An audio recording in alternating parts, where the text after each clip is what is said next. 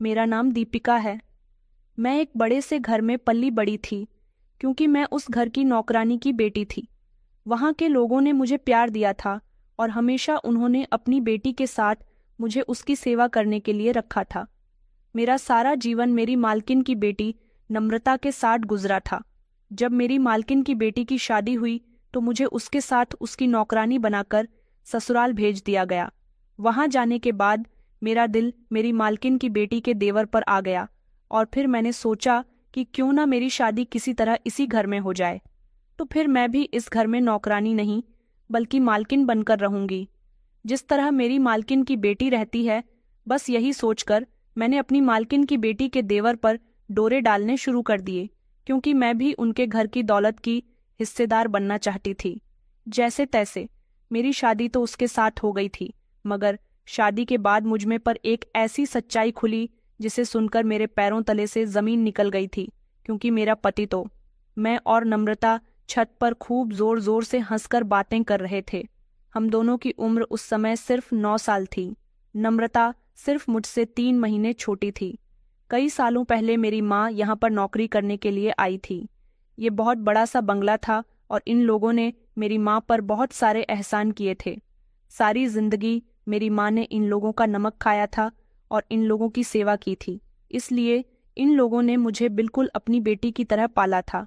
नम्रता अपने माता पिता की इकलौती बेटी थी, जबकि मैं भी अपनी माँ की इकलौती बेटी थी। मेरी माँ ने मुझे अकेले ही पाला था, क्योंकि जब मैं 6 महीने की थी मेरे पिता तभी मुझे इस दुनिया से छोड़कर चले गए थे। और मेरी माँ ने लोगों के कहने पर भी सिर्फ मेरी खातिर दूसरी शादी नहीं की थी और वह इस घर में मुझे लेकर आ गई थी। यहाँ के मालिक मालकिन ने मेरी मम्मी पर तरस खाकर उन्हें नौकरी दे दी थी और इस तरह मेरी मम्मी ने इन लोगों की खूब सेवा की। कई साल इसी तरह से गुजर गए थे। नम्रता और मेरी बचपन से ही एक गहरी दोस्ती थी। हम दोनों एक साथ एक ही स्कूल में जाया करते थे, क्योंकि मेरी पढ़ाई का पूरा खर्चा मालकिन उठाया करती थी। वह यह बात अच्छी तरह से जानती थी कि हम दोनों एक दूसरे के साथ बिल्कुल फ्रेंड्स की तरह रहते हैं और एक दूसरे के बिना हम दोनों खाना भी नहीं खाते। इसलिए उन लोगों ने मुझे अपनी बेटी से कभी भी कम नहीं समझा था। मैं और नम्रता अपनी जिंदगी में बहुत खुश थे, मगर एक बात जरूर थी। नम्रता बचपन से ही बेवकूफ थी। वह एक ऐसी आदत की लड़की थी जो उसे जैसा भी कहता था वह उसे बिना सोचे समझे ही मान लिया करती थी। अगर कोई उसे आसानी से बेवकूफ बना देता तो वह बन जाती थी। लोगों की बातों में आना उसकी आदत थी। उसको उसके माता पिता बहुत समझाते थे कि लोगों की बातों में आसानी से मत आया करो, मगर वह तो ऐसी थी कि अगर कोई उससे हंसकर बात कर लिया करता था या फिर उसकी थोड़ी सी तारीफ कर दिया करता था तो वह उसके लिए अपनी जान भी देने को तैयार हो जाती थी। बचपन से लेकर जवान होने तक का सफर नम्रता का बड़ा ही बेवकूफ़ी भरा गुजरा था। मैं जब 15 साल की हुई तो मेरी माँ मुझे इस दुनिया से छोड़कर चली गई। मैं अपनी माँ के मरने पर बहुत रोई थी, क्योंकि सारी जिंदगी मैंने ना तो अपने किसी रिश्तेदार को देखा था और ना ही मैं किसी को जानती थी। जब से आंख खोली थी और जब से होश संभाला था सिर्फ अपनी माँ को ही अपना सब कुछ मानती थी। मगर माँ के मरने के बाद इस घर के लोगों ने मुझे बहुत सहारा दिया था और कहा था कि ऐसा नहीं है कि तुम्हारी माँ इस दुनिया से चली गई तो हम लोग तुम्हारा ख्याल नहीं रखेंगे या फिर तुम्हारे साथ कोई गलत बिहेव करेंगे। जिस तरह से तुम बचपन से लेकर अब तक यहाँ पर रहती आई हो तुम्हारे साथ बिल्कुल वैसा ही होगा। तुम्हारी माँ ने सारी जिंदगी हमारी सेवा की है। वह हमारे घर की एक पुरानी नौकरानी है, इसलिए हम तुम्हारी जिंदगी की आगे की जिम्मेदारी खुद उठाते हैं। जब तक हम तुम्हारी शादी किसी अच्छे परिवार में नहीं करवा देते तब तक हमारी जिम्मेदारी पूरी नहीं होगी, बल्कि हम तो तुम्हारी शादी के बाद भी तुम्हें अपनी बेटियों की तरह ट्रीट करेंगे। तुम जानती हो कि हमने कभी अपनी बेटी और तुम में किसी तरह का कोई फर्क नहीं समझा है, इसलिए तुम अपनी माँ की कमी कभी भी महसूस मत करना। इस तरह मेरा बचपन से लेकर जवान होने तक का सफर बहुत अच्छा और खुशहाल गुजरा था। इस घर में मैं अपनी माँ की जगह नौकरानी का काम किया करती थी। हाँ, मगर जिस तरह मेरी माँ घर के काम का सारा लोड अपने कंधों पर उठाती थी मुझ पर इतना कम नहीं डाला गया था। मैं सिर्फ खाना बनाया करती थी। मैं कॉलेज जाती थी, इसलिए कमरे में जाकर अपनी पढ़ाई भी किया करती थी। खाना बनाना मेरी अपनी खुशी था। मैं किसी के जोर जबरदस्ती में काम नहीं करती थी। मुझे खाना बनाने का शुरू से ही बहुत शौक था, क्योंकि मैंने अपनी माँ को ज़्यादातर खाना बनाते हुए देखा था और मेरे हाथ का खाना घर के सारे लोगों को पसंद भी बहुत आता था। नम्रता और मैं अपनी हर बात एक दूसरे के साथ शेयर किया करते थे। मेरी माँ के मरने के बाद इन लोगों ने कभी भी मुझे उनकी कमी महसूस नहीं होने दी थी, बल्कि माँ के मरने के बाद तो इन लोगों ने मेरा और भी ज़्यादा ध्यान रखा था। मैं मालकिन को बड़ी माँ कहकर बुलाया करती थी, क्योंकि वह मुझसे अपनी बेटियों की तरह प्यार किया करती थी। कई साल इसी तरह से गुजर गए थे। बड़ी माँ मुझसे कहा करती थी कि तुम हमेशा नम्रता के साथ रहा करो, तुम जानती हो ना कि वह कितनी बड़ी स्टूपिड है। बड़ी माँ मुझे अच्छी तरह से जानती थी। वह मुझे अपनी बड़ी बेटी समझा करती थी और मैं बिल्कुल अपनी माँ की ही तरह समझदार थी। इसलिए वह चाहती थी कि मैं हमेशा उनकी बेटी के साथ किसी साए की तरह रहूं, क्योंकि मैंने कई बार नम्रता को मुसीबत से बाहर निकाला था। बचपन में भी एक बार जब हम दोनों अपनी क्लास में थे तो एक लड़की ने नम्रता को बेवकूफ़ बनाया था। उसने नम्रता से उसकी खूब तारीफ की और इस तरह वह उसकी दोस्त बन गई और कई दिनों तक वह उसको दोस्त बनाकर अपनी बातों में लेती रही। नम्रता से उस लड़की का दोस्ती करने का मकसद सिर्फ इतना ही था कि वह नम्रता का सबसे खूबसूरत और कीमती पेंडेंट लेना चाहती थी, जो उसे बहुत पसंद आ रहा था। वह डायरेक्टली तो उससे बोलकर उसका वो पेंडेंट नहीं ले सकती थी, इसलिए उसने सोचा कि वह नम्रता को अपनी चिकनी चुपड़ी बातों में फंसा ले और फिर नम्रता खुद ही उसे अपना पेंडेंट उतार कर दे दे। उसने एक दिन नम्रता को अपनी परेशानियां सुनाई और वह कहने लगी कि तुम तो बहुत खूबसूरत पेंडेंट पहन रही हो, यह तो बहुत कीमती होगा। नम्रता ने उसे बता दिया था कि वह पेंडेंट पूरे 80,000 रुपये का है और यह पेंडेंट उसके पापा ने उसे उसके बर्थडे पर गिफ्ट किया था। वह लड़की कहने को तो खुद भी एक अमीर परिवार की थी, लेकिन उसने झूठ बोलकर नम्रता से पेंडेंट लेना चाहा। नम्रता से वह कहने लगी कि मेरे पापा की तबीयत बहुत खराब है, वह घर में बीमार पड़े हुए हैं, जबकि मेरी माँ भी बूढ़ी हो चुकी है। घर में कमाने वाला कोई भी नहीं है, मुझे अपनी फीस भी जमा करनी है। प्रिंसिपल हर रोज मुझसे यही कहती है कि जल्दी से अपनी फीस भर दो, वरना हम तुम्हारा स्कूल से नाम काट देंगे। वह रो रो कर यह बात नम्रता को बता रही थी और उससे कह रही थी कि काश मेरे पास तुम्हारे जैसा ऐसा पेंडेंट होता तो मैं उसे बेचकर जल्द से जल्द अपनी स्कूल की फीस जमा करवा देती और अपने पापा का भी इलाज करवा देती। नम्रता उसकी बातों में आ गई थी और उसने अपना पेंडेंट उतारकर उसे दे दिया। उस लड़की ने नम्रता से कहा था कि तुमने मुझे पेंडेंट दिया है, यह बात किसी को मत बताना।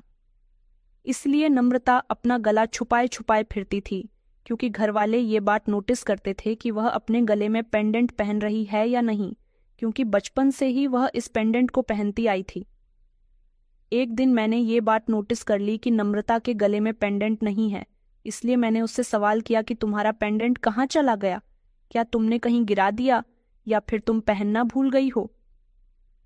मेरी बात सुनकर नम्रता बहुत घबरा गई थी और अपने गले को छुपाने की कोशिश करने लगी।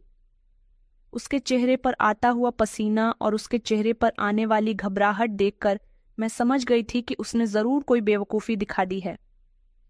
मैंने कहा कि मुझे बताओ, तुम्हारा पेंडेंट कहाँ है? क्या तुम मुझसे कुछ छुपा रही हो? मैंने उसे तसल्ली दिलाई थी कि तुम मुझे इस बारे में बता सकती हो। मेरे जिद करने पर मुझे नम्रता ने बता दिया था कि उसने उस लड़की की मजबूरी सुनकर अपना पेंडेंट उसे दे दिया है। मैंने कहा था कि तुमने कितनी बड़ी बेवकूफ़ी कर दी है।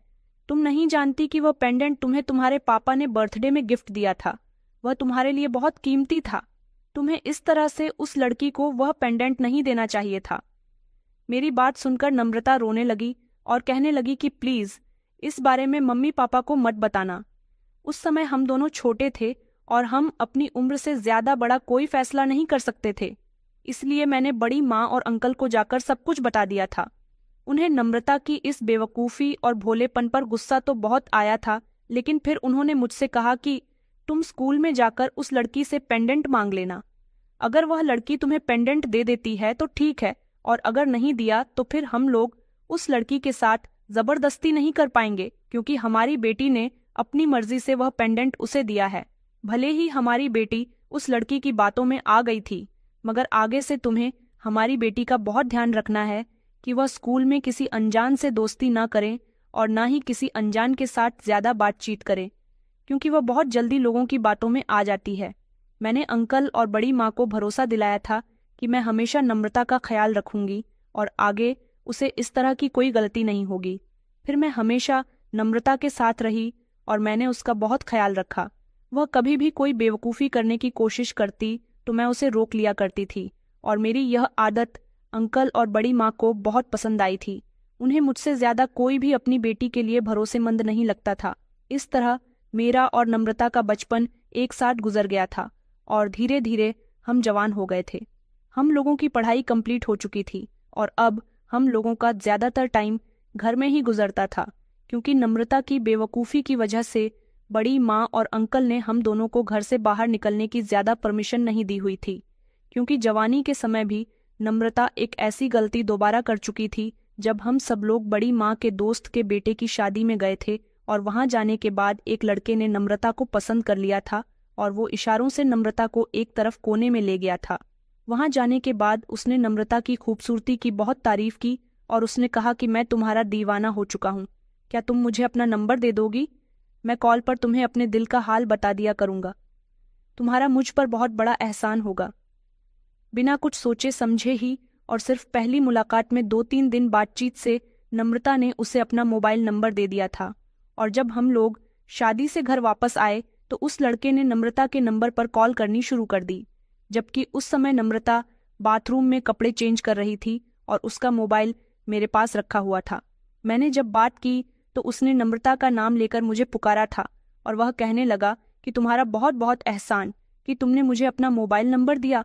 तब मैंने उस लड़की से बात की और मैं समझ गई थी कि नम्रता इस लड़की की भी बातों में आ गई है और उसे अपना मोबाइल नंबर दे बैठी, क्योंकि वह लड़का नम्रता से प्यार भरी मोहब्बत भरी बातें करके उसे अपने प्यार के जाल में फंसाना चाहता था। मैंने उस लड़की को डांटना शुरू कर दिया और कहा कि तुम्हारी हिम्मत कैसे हुई इस नंबर पर कॉल करने की। उस लड़के ने मुझसे बहस करनी शुरू कर दी कि तुम कौन हो और मेरी नम्रता से बात करवाओ, क्योंकि उसने मुझे अपनी मर्जी से यह नंबर दिया है और उसने कहा था कि मैं उसे कॉल करूंगा तो वह मुझसे बात करेगी। मैं तो अपना सर पकड़कर बैठ गई थी। मैंने नम्रता को बहुत डांट लगाई थी। उसने कहा कि मैंने यह सब इसलिए किया क्योंकि वह मुझसे प्यार भरी बातें कर रहा था और बड़ी मासूमियत के साथ मुझसे नंबर मांग रहा था, तो मैंने उसे अपना नंबर दे दिया। मैंने कहा कि बेवकूफ़ लड़की, अगर तुमसे कोई भी तुम्हारा नंबर मांगेगा तो तुम क्या उसे दे दोगी? तुम नहीं जानती कि यह लड़का तुम्हारा गलत फायदा भी उठा सकता है। जैसे तैसे मैंने नम्रता का उस लड़की से पीछा छुड़ाया था। बड़ी माँ और अंकल को मैंने यह बात पता नहीं चलने दी थी, वरना तो वह नम्रता को बहुत डांटते। इस तरह मैं नम्रता का बहुत ख्याल रखा करती थी, क्योंकि वह कभी भी और किसी भी समय बेवकूफ़ी दिखाने से बाज नहीं आती थी। बड़ी माँ ने अपनी बेटी को इतने लाड़ प्यार से पाला था कि उसने कभी घर के किसी काम को हाथ तक नहीं लगाया था। उसका काम सिर्फ इतना ही होता था कि पढ़ाई करनी और सारा दिन घर में आराम करना और इधर उधर टहलना, जबकि मैं घर में खाना बनाया करती थी और 1-2 काम भी कर लिया करती थी। मुझे इसके बदले में पैसे तो नहीं मिलते थे। हाँ, इन लोगों का इतना एहसान ज़रूर था कि यह लोग बचपन से लेकर अब तक मेरी परवरिश कर रहे थे। फिलहाल जिंदगी इसी तरह से गुजर रही थी, लेकिन अब हम दोनों जवान होने लगे थे। नम्रता बहुत ज्यादा खूबसूरत थी, इसलिए उसके रिश्ते भी आना शुरू हो गए थे। मगर बड़ी माँ और अंकल को इसी बात का डर था कि अगर उन्होंने नम्रता की शादी कर दी और ससुराल में जाने के बाद भी नम्रता ने कोई बेवकूफ़ी दिखाई तो इस तरह उसका घर बर्बाद हो सकता है। इसलिए वो लोग अभी उसकी शादी करने के बारे में गहरी सोच विचार में पड़े हुए थे। मगर अंकल का कहना था कि अभी हमारी बेटी के रिश्ते आ रहे हैं तो हमें उसकी शादी कर लेनी चाहिए। लोग नम्रता की खूबसूरती की बहुत तारीफ करते हैं और इसी वजह से उसके रिश्ते भी आ रहे हैं। बड़ी माँ कहती थी कि भगवान ने हमारी बेटी को खूबसूरती तो भरपूर दी है, अगर भगवान इसे थोड़ी सी अक्ल भी दे देता तो आज हमें इसकी शादी करने के बारे में इतने सोच विचार न करने पड़ते। नम्रता को अब इसी तरह के ताने पड़ने लगे थे और अब वह बहुत ज्यादा परेशान रहने लगी थी, क्योंकि उसकी शादी की उम्र थी। इस तरह तो उसके माता पिता उसे घर में नहीं बिठा सकते थे।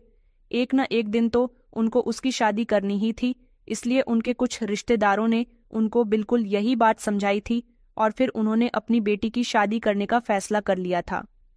मगर कहीं ना कहीं वो इस बात से बहुत परेशान थे कि शादी के बाद उनकी बेटी का क्या बनेगा, कहीं शादी के बाद उसका घर जल्द ही ना उजड़ जाए। और फिर इस दौरान नम्रता के लिए एक बहुत बड़े बिजनेसमैन के बेटे का रिश्ता आया था। उन लोगों ने नम्रता को शादी में देखा था और वो लोग नम्रता को अपने घर की बहू बनाना चाहते थे और अंकल पर बहुत जोर डाल रहे थे कि वह अपनी बेटी की शादी उनके बेटे के साथ कर दे। वह इसी डर की वजह से नम्रता की शादी नहीं कर रहे थे, मगर उनको लोगों ने यह भी तसल्ली दी थी कि हो सकता है कि शादीशुदा जिंदगी में कदम रखने के बाद नम्रता सही और समझदार लड़की बन जाए, क्योंकि बहुत सी लड़कियां जो शादी से पहले बचपना जाहिर करती हैं वह शादी के बाद जिम्मेदारियों में घिरकर समझदार बन जाती हैं, और नम्रता भी शादी के बाद जरूर बदल जाएगी। उन लोगों की बात बड़ी माँ और अंकल को बिल्कुल ठीक लगती थी, इसलिए उन्होंने नम्रता का रिश्ता उस बिजनेसमैन के बेटे के साथ तय कर दिया। मगर मैं हैरान तो उस समय हुई थी जब वो लोग रिश्ता पक्का करने के लिए यहाँ आए थे। तभी वह नम्रता के लिए ढेर सारे जेवर और कपड़े लेकर आए थे और बहुत सारे गिफ्ट्स भी थे। लड़का भी बहुत हैंडसम था और वो लोग बहुत अमीर थे। मेरी तो उन लोगों को देखकर आंखें फटी की फटी रह गई थीं, क्योंकि वो लोग नम्रता से बहुत प्यार कर रहे थे। नम्रता को देखकर मेरी आंखों में भी शादी के सपने सजने लगे थे और मैं चाहती थी कि मुझे भी ऐसी ही ससुराल मिले। मगर इस घर में रहते हुए मैं यह भूल जाती थी कि मैं भले ही इस घर में रहती हूँ, लेकिन मैं रहूंगी तो इस घर की नौकरानी ही। इसलिए यह ख्याल तो मैं अपने दिल में ही दबा लिया करती थी कि मुझे भी नम्रता के जैसी ही ससुराल मिलेगी, क्योंकि अमीर लड़कियों के रिश्ते हमेशा अमीर परिवार में लगते हैं, जबकि मैं तो गरीब नौकरानी की बेटी थी। मेरी शादी तो किसी गरीब परिवार के लड़के के साथ ही होनी थी, या फिर ऐसा होता कि मेरी शादी किसी मेरे ही क्लास के लड़के से हो जाती। इससे ज्यादा बड़े सपने मैं नहीं देख सकती थी।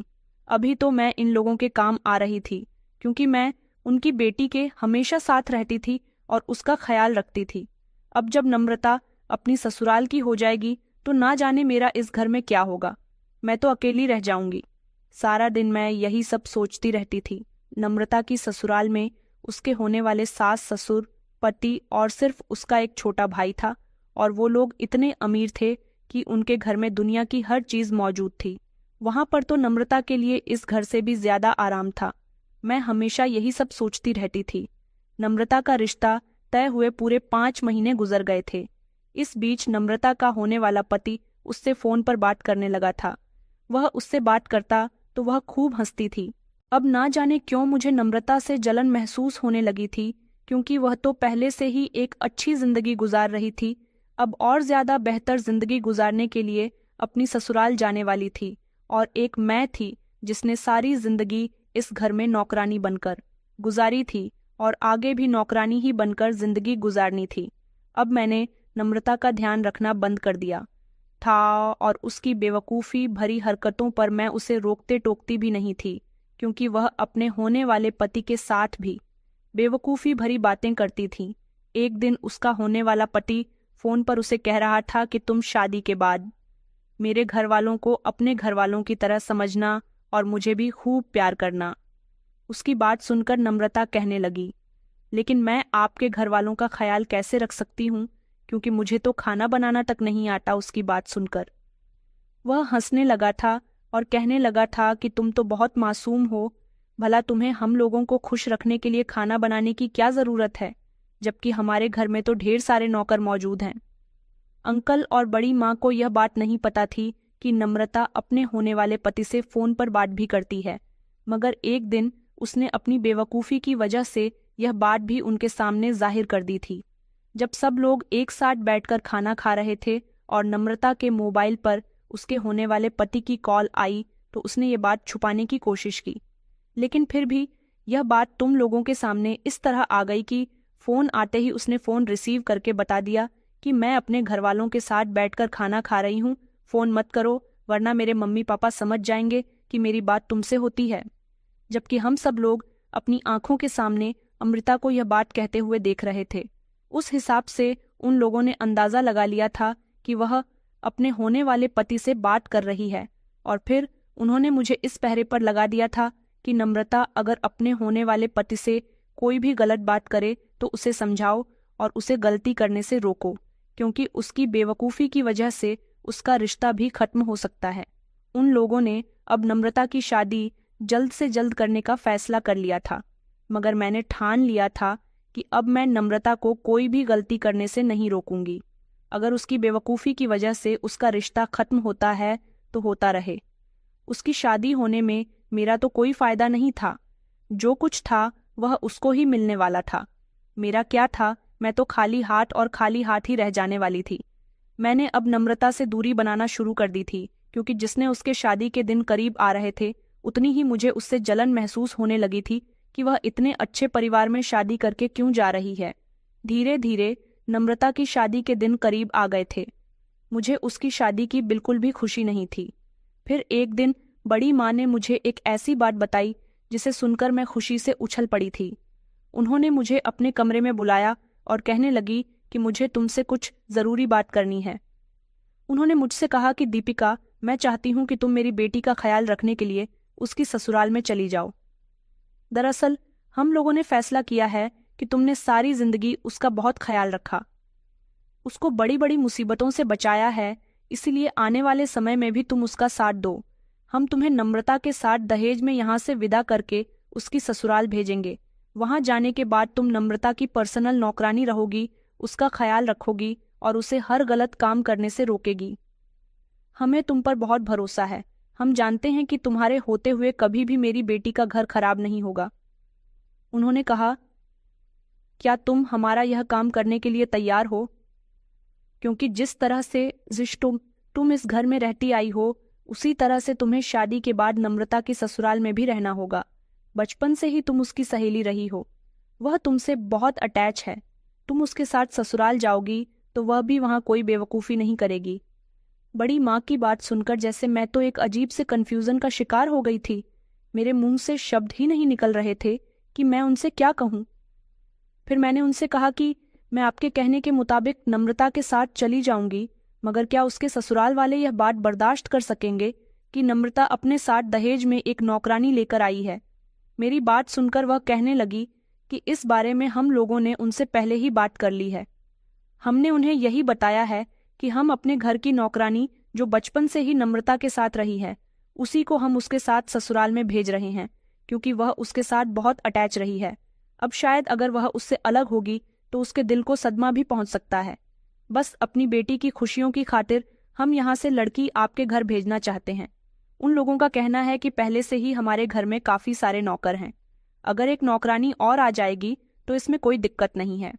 बड़ी माँ ने मेरे कंधे पर हाथ रखा और कहने लगी कि तुम्हें वहाँ जाकर भी यहीं जैसा सुख मिलेगा, क्योंकि हम लोगों ने उनसे बात कर ली है कि तुम हमारे घर की नौकरानी की बेटी नहीं बल्कि हमारी ही फैमिली का एक मेंबर हो, इसलिए वह तुम्हारा बहुत ख्याल रखेंगे। बड़ी माँ की बात सुनकर मैं बेफिक्र हो गई थी, क्योंकि मैं भी उस घर में अब नम्रता के साथ साथ जाने वाली थी। मैं यह तो नहीं जानती थी कि यह खुशी मेरे दिल में क्यों आ रही है। हाँ, मगर इतना ज़रूर जानती थी कि वहाँ जाने के बाद मुझे भी अपना मकान काम नम्रता के जैसा करना है। मैं भी उस घर में एक मालकिन की तरह रहना चाहती हूँ। और फिर कुछ समय गुजरने के बाद नम्रता की शादी हो गई। वह विदा होकर अपनी ससुराल आ गई थी और उसके साथ साथ मुझे भी भेज दिया गया था। उसकी ससुराल जाकर तो मेरी आंखें फटी की फटी रह गई थीं, क्योंकि यह घर नहीं बल्कि कोई बड़ा सा महल था और यहाँ पर सब लोग नम्रता को बिल्कुल महारानी की तरह ट्रीट कर रहे थे। उसका इतना ख्याल रख रहे थे कि कहीं वह जमीन पर पैर रखे तो उसका पैर गंदा ना हो जाए। कुछ ही दिनों में नम्रता इन सब लोगों की चहेती बहू बन गई थी और मुझे यह सब कुछ देख देख कर गुस्सा आता रहता था। मैं ऊपर वाले से यही प्रार्थना करती थी कि क्या मैं यह सब डिजर्व नहीं करती? क्यों मुझे एक नौकरानी बनाकर इस दुनिया में भेजा था? काश मैं नम्रता की जगह होती तो आज मैं भी इस घर में इन लोगों की चहेती बन जाती। जबकि नम्रता तो एक बेवकूफ़ सी लड़की थी। मैं पढ़ी लिखी और समझदार लड़की थी जो हर काम समझदारी से करती थी, मगर इन लोगों को मेरी समझदारी कहीं भी दिखाई नहीं दे रही थी। इन लोगों को तो बस हमेशा अपनी बहू ही दिखाई दिया करती थी। यहाँ पर मैं नम्रता के सारे काम करती थी, क्योंकि इस घर के सारे ही लोग अलग अलग तरह का खाना खाते थे।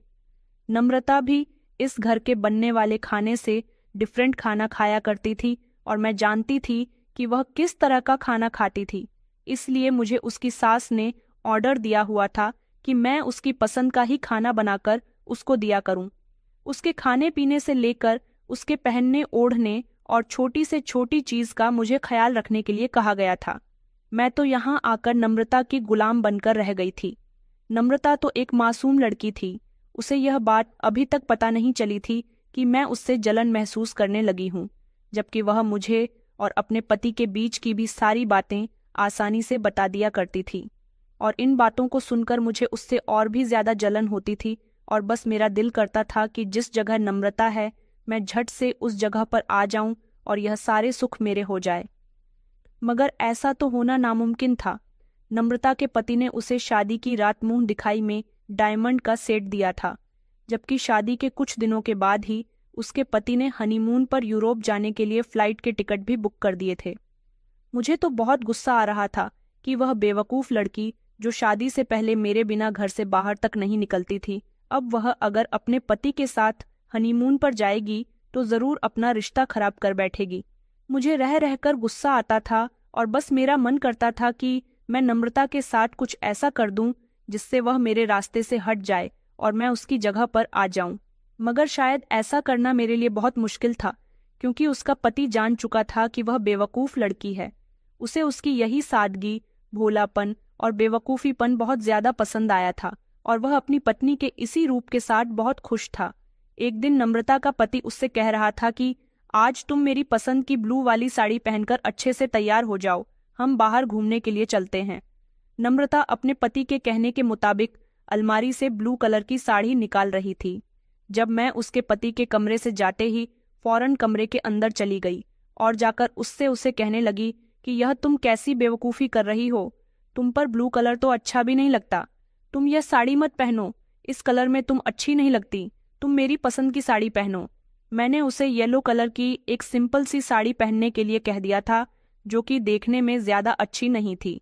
मुझे लगा था कि शायद ऐसा करने से उसके और उसके पति के बीच गलत फहमी आने की शुरुआत हो जाएगी, मगर उसके पति ने तो उसकी साड़ी बदलकर पहनने पर भी कोई गुस्से वाला रिएक्शन नहीं दिया था, बल्कि उसे येलो कलर की साड़ी में देखकर वह कहने लगा कि अच्छा हुआ तुमने यह साड़ी पहन ली, यह तुम पर ब्लू वाली साड़ी से भी ज्यादा अच्छी लग रही है।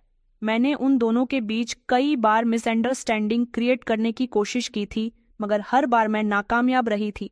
लेकिन फिर एक दिन मुझे यह समझ आया कि क्यों ना मैं नम्रता के देवर पर डोरे डालना शुरू कर दूं। आखिरकार वह भी तो जवान और खूबसूरत है और कुंवारा है, हो सकता है कि वह मेरे प्यार के जाल में फंस जाए और इस तरह मेरी शादी उसके साथ हो जाए, तो मैं भी नम्रता के साथ साथ इस घर में ऐश करूंगी। इस घर में मुझे सारे ही लोग नम्रता की तरह प्यार करेंगे और जिस तरह नम्रता इस घर की मालकिन है, उसके बाद मैं भी इस घर की मालकिन बन जाऊंगी, इस प्रॉपर्टी की हकदार हो जाऊंगी और बहुत अमीर बन जाऊंगी। अंकल और बड़ी माँ तो मेरी शादी किसी ऐसे परिवार में नहीं करवाएंगे। क्यों ना मैं खुद ही अपनी मर्जी से नम्रता के देवर को फंसाकर शादी कर लूं। मुझे वैसे भी अब किसी के बारे में नहीं सोचना था, क्योंकि इस तरह सारी जिंदगी तो मैं नम्रता की नौकरानी बनकर नहीं रह सकती थी। अब मुझे सिर्फ अपने बारे में सोचना था जिससे मुझे खुशी मिल सके। इसलिए मैंने नम्रता के देवर पर डोरे डालना शुरू कर दिए।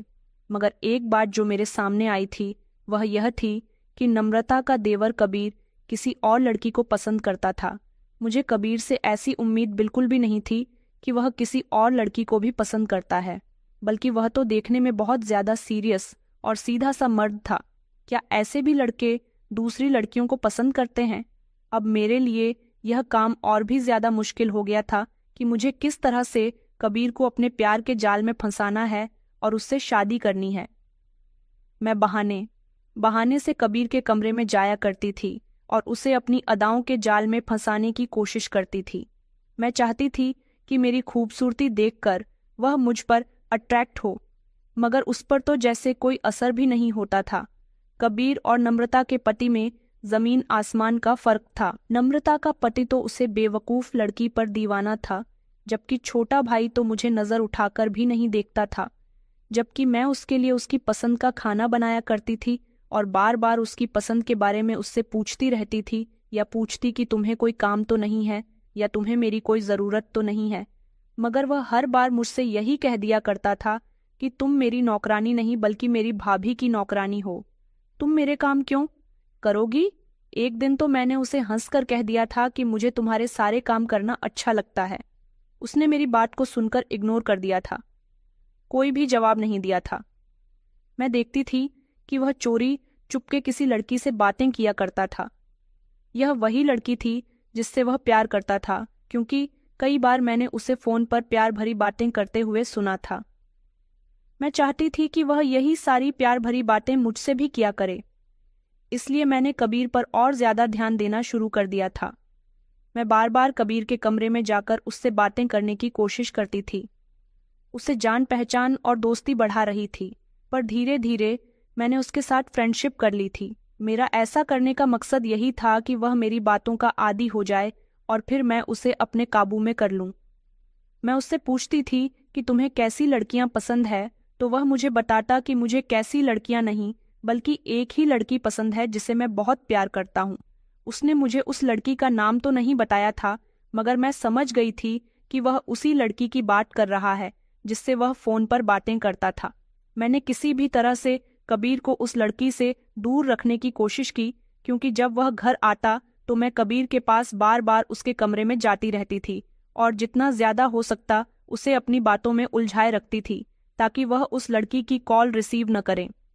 उसको मैंने अपनी इतनी आदत डाल दी थी कि वह अब धीरे धीरे उस लड़की से बात करना बंद कर रहा था, मगर उसके दिल से मोहब्बत अभी भी नहीं निकल पा रही थी और ना ही मैं अपनी मोहब्बत उसके दिल में डाल पा रही थी।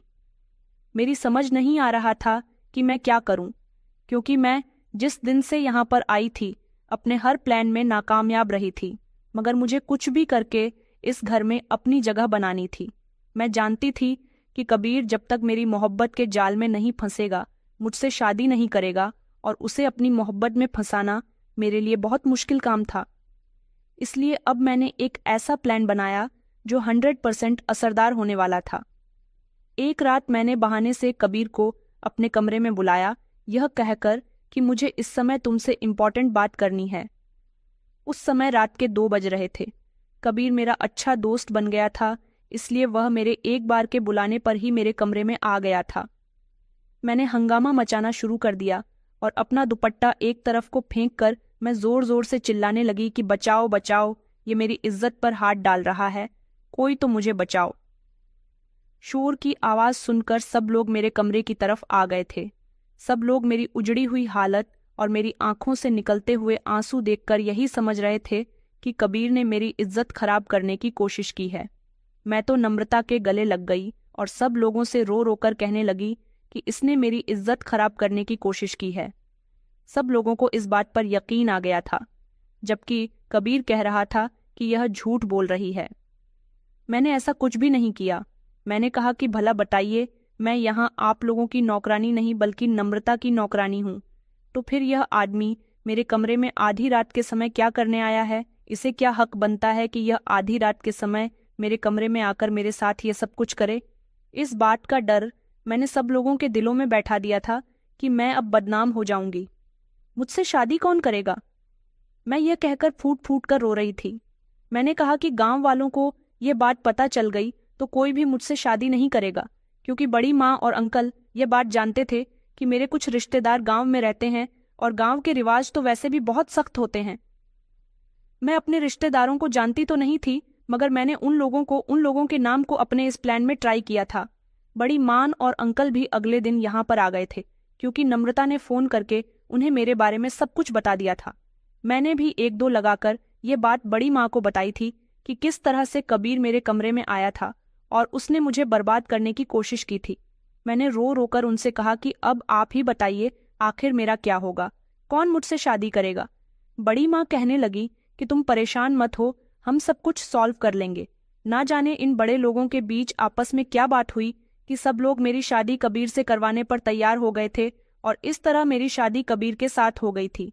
मैं जानती थी कि कबीर हम दोनों की शादी से खुश नहीं है, क्योंकि वह मुझसे प्यार नहीं करता था बल्कि किसी और लड़की को चाहता था और उसी के साथ शादी करना उसका मकसद था। और अब उसके सामने मेरी भी सच्चाई खुल गई थी कि मैंने झूठ बोला था। कबीर के दिल को बहुत ठेस पहुंची थी। घरवालों ने जबरदस्ती मेरे साथ उसकी शादी करवा दी थी। कहने को तो वह लाख मना कर रहा था कि उसे मेरे साथ शादी नहीं करनी, मगर अब उसकी कोई भी बात चलने वाली नहीं थी, क्योंकि अब फैसला घर के बड़ों के हाथ में आ गया था। इस तरह मैं इस घर की बहू बन गई थी और मैं कबीर की पत्नी बनकर उसके कमरे में बैठी हुई उसके आने का इंतजार कर रही थी। मैं जानती थी कि कबीर मेरी शक्ल भी नहीं देखना चाहता, मगर मैंने प्लान पहले से ही बनाया हुआ था कि मुझे कबीर से क्या कहना है। कबीर कमरे के अंदर आया तो उसका चेहरा लटका हुआ था। मैंने रोते हुए उससे कहा कि मुझे माफ कर दो कबीर, मैंने यह सब कुछ तुम्हारे साथ जानबूझकर नहीं किया, बल्कि इसलिए किया है कि दुनिया में मेरा अपना कोई भी नहीं है। मुझे तुम पसंद आ गए थे, मैं तुमसे प्यार करती थी, सिर्फ तुम्हें पाने के लिए मैंने यह सब कुछ किया। मैं जानती हूँ कि तुम मुझे पसंद नहीं करते, लेकिन मैं तुमसे बहुत प्यार करती हूँ। सारी जिंदगी मैंने अपनों के प्यार के बिना गुजारी है। मैं तुमसे प्यार करती थी, इसलिए बदले में तुम्हारा प्यार भी पाना चाहती थी। बस मैंने इसीलिए यह सब कुछ किया है। मेरी बात सुनकर कबीर कहने लगा कि तुमने बिल्कुल भी अच्छा नहीं किया। मैं तुम्हें कभी भी माफ नहीं करूंगा। तुम नहीं जानती जिस लड़की से मैं प्यार करता था, उसको पाने के लिए मैंने कितने सपने देखे हुए थे, मगर तुमने तो पूरा खेल ही पलट कर रख दिया। कबीर की बातों का मुझ पर कोई फर्क तो नहीं हुआ था, मगर हाँ, इतना जरूर था कि मैंने अपनी मोहब्बत उसके दिल में जगानी शुरू कर दी थी और धीरे धीरे वह उस लड़की को भूलता जा रहा था जिससे वह प्यार करता था। कई दिन इसी तरह से गुजर गए थे। मैं इस घर में बहुत ज्यादा खुश थी। अब विनम्रता की शादी को 2 महीने हुए थे। नम्रता हनीमून पर जाने की तैयारी कर रही थी, क्योंकि उसका पति इससे पहले काम में बिजी था और अब हमारी शादी की वजह से वो लोग हनीमून पर नहीं जा पाए थे। मैंने सोचा कि मेरा पति भी जरूर मुझे कहीं ना कहीं हनीमून पर लेकर जाएगा, मगर मेरे पति ने तो अपने मुंह से हनीमून का कोई जिक्र ही नहीं निकाला था, जबकि नम्रता हनीमून पर जा चुकी थी। इस दौरान मैंने कबीर को पूरी तरह से अपना कर लिया था। मैं बहुत खुश थी। मुझे ऐसा लग रहा था जैसे मुझे इस घर की बहू बनने के बाद सारी दुनिया की खुशियां मिल गई हैं। अब मैं चाहती थी कि मेरे ससुर के सिर्फ 2 ही बेटे हैं।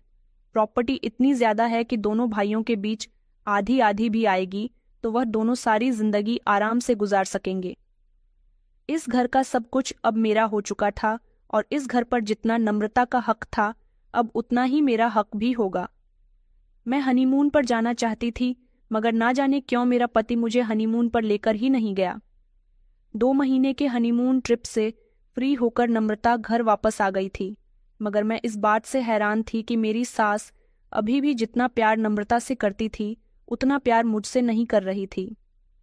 कहने को तो यह दोनों बेटे उनके लिए बराबर थे, मगर फिर वह बहू में भेदभाव क्यों कर रही थी? जितनी खूबसूरत नम्रता थी, उतनी ही खूबसूरत मैं भी थी। मेरे अंदर तो कोई कमी नहीं थी, बल्कि यह तो बेवकूफ़ भी थी। मैं तो बहुत समझदार थी, तो फिर मेरे साथ ऐसा क्यों किया जा रहा था? एक दिन मेरी सास शॉपिंग पर गई और वहां से आने के बाद वह नम्रता के लिए पूरी 6 साड़ियां लेकर आई थी और उसके लिए सोने का एक ज्वेलरी सेट भी लेकर आई थी। उन्होंने कहा कि मुझे बहुत पसंद आया तो तुम्हारे लिए ले लिया। मुझे लगा कि मेरे लिए भी वह कुछ न कुछ लेकर आई होंगी, मगर उन्होंने मुझे कुछ भी नहीं दिया, सिर्फ एक मामूली सी साड़ी के अलावा। ऐसा नहीं था कि वह लोग मुझसे किसी बात पर नाराज थे। मुझसे तो सब लोग बहुत खुश रहते थे और सबकी खुशी के साथ ही यह शादी हुई थी। तो फिर मेरी सास हम दोनों के बीच इस तरह का भेदभाव क्यों कर रही थी? पर एक दिन तो हद ही हो गई थी जब मेरी सास ने उस बेवकूफ़ लड़की को अपने घर की तिजोरी की चाबी सौंप दी। वह भले ही घर की बड़ी बहू थी, मगर अब तो मैं भी इस घर में आ चुकी थी। मगर उन्हें तिजोरी की चाबी नम्रता को नहीं देनी चाहिए थी, क्योंकि वह बेवकूफ़ लड़की थी, घर में आसानी से लूटमार करवा सकती थी। मैंने अपनी सास से कह दिया था कि नम्रता बहुत बेवकूफ़ है, इसे तो अक्ल भी नहीं है। आपको नहीं पता कि यह कितने काम बिगाड़ती है। घर की इतनी बड़ी जिम्मेदारी देकर आपने बहुत बड़ी गलती की है। आप यह जिम्मेदारी मुझे दे दोगी तो मैं इसको अच्छी तरह से निभाऊंगी। लेकिन मेरी सास को मेरी बात पर कुछ भी असर नहीं हुआ। मैंने सोच लिया था कि मैं अब इस घर में खामोश होकर नहीं रहूंगी। भला दोनों भाई बराबर थे, तो फिर दोनों भाइयों की पत्नियों के साथ भेदभाव क्यों किया जा रहा था? मैंने इस बात पर अपनी सास से एक दिन ऑब्जेक्शन उठा ही लिया। जब वो मार्केट से मेरी जेठानी के लिए सोने के कंगन लेकर आई और अपने भी लेकर आई थी, तो फिर वो मेरे लिए क्यों नहीं लेकर आई? मैंने अपनी सास से कहा कि मुझे आपकी ये बात बिल्कुल भी पसंद नहीं है। आप बड़ी बहू के साथ तो इतने अच्छे से पेश आती हैं, उसकी हर छोटी छोटी चीज का ख्याल रखती हो। मैं भी तो इस घर की बहू हूं, तो आपको मेरी किसी खुशी से कोई मतलब क्यों नहीं होता? क्या मैं आपको दिखाई नहीं देती? क्या मैं आपकी बहू नहीं हूं? मेरी बात सुनकर वो गुस्सा होने लगी और कहने लगी कि हमने तो तुम्हारे साथ भी किसी तरह की कोई कमी नहीं की, और यह तुम हमसे इतनी ऊंची आवाज में बात क्यों कर रही हो? मैंने कहा, इसलिए कर रही हूं क्योंकि आप माँ नहीं बल्कि डायन है, जो सिर्फ अपने बेटे की खुशी चाहती है। दूसरे बेटे और उसकी पत्नी की खुशी से आपको कोई मतलब नहीं है। बड़े बेटे को तो आप लोगों ने हनीमून पर यूरोप भेज दिया, बल्कि छोटे बेटे को तो आपने घर से बाहर निकलकर घूमने के लिए भी नहीं कहा। क्या माँ ऐसी होती है? नहीं माँ, ऐसी बिल्कुल भी नहीं होती। आप तो दोनों बच्चों के बीच फर्क करने वाली माँ हो, और ऐसी माँ को डायन कहते हैं। मेरी बात सुनकर उन्होंने मेरे मुंह पर एक जोरदार थप्पड़ मार दिया और वह मुझे घूरती हुई वहां से चली गई। मुझे तो अपनी सास पर आज बहुत ही गुस्सा आ रहा था। मुझे तसल्ली देने के लिए नम्रता मेरे करीब आई तो मैंने उसे धक्का दे दिया और कहा कि यह सब कुछ तुम्हारी वजह से हो रहा है। तुम जैसी बेवकूफ लड़की, जिसे इस दुनिया में कोई भी आसानी से पागल बना सकता है, आज वह ससुराल की इतनी लाडली हो रही है कि किसी को इस बहू के होते हुए छोटी बहू दिखाई ही नहीं दे रही। आखिर तुमने ससुराल वालों पर क्या जादू कर दिया? नम्रता कहने लगी कि तुम यह कैसी बातें कर रही हो दीपिका? मैंने तो कुछ भी नहीं किया। मैंने उसे कहा कि चली जाओ मेरी आंखों के सामने से। मुझे तुमसे नफरत महसूस होने लगी है। तुम फिक्र मत करो, मैं एक दिन तुम्हें इस घर से निकलवा कर ही रहूंगी, क्योंकि सबकी वजह तुम ही हो। मैं यह कहकर वहां से अपने कमरे में आ गई थी और फूट फूट कर रोने लगी थी। मुझे नम्रता दुश्मन नजर आती थी। मैं उससे छोटी छोटी बात पर बहस करती थी। सब लोगों के सामने ये बात चीख चीख कर कहती थी कि एक बेवकूफ लड़की है। मैं उसे सबकी नजरों में नीचा दिखाने की कोशिश करती थी, लेकिन कोई भी मेरी बात का यकीन नहीं करता था। एक दिन मेरे पति ने मुझे पैकिंग करने के लिए कहा। मुझे लगा कि मेरा पति मुझे हनीमून पर लेकर जाएगा, इसलिए मैंने जल्दी जल्दी सामान पैक कर लिया। लेकिन मेरा पति तो मुझे हनीमून पर नहीं बल्कि घर से अलग ले आया था। वहां जाने के बाद मेरे पति ने मुझसे कहा था कि यह हम दोनों का घर है। वो एक घर था जो इतना खूबसूरत नहीं था जितना कि नम्रता की ससुराल का घर था। यह तो एक मामूली सा घर था। मेरे पति ने मुझसे कहा कि अब हम दोनों इसी घर में रहेंगे। उसकी बात सुनकर तो मेरे होश उड़ गए थे। मैंने कहा, यह हमारा घर नहीं है, हम लोगों का घर तो वो है। मेरा पति कहने लगा, दरअसल जिस घर को तुम अपना समझ रही हो वह हमारा अपना घर नहीं है। वो घर उन लोगों का ही है जो उस घर के मालिक हैं। मैंने कहा, क्या तुम उस घर के मालिक नहीं हो? ये तुम किस तरह की बेवकूफ़ी वाली बातें कर रहे हो? मेरा पति कहने लगा कि हाँ, मैं सच कह रहा हूँ।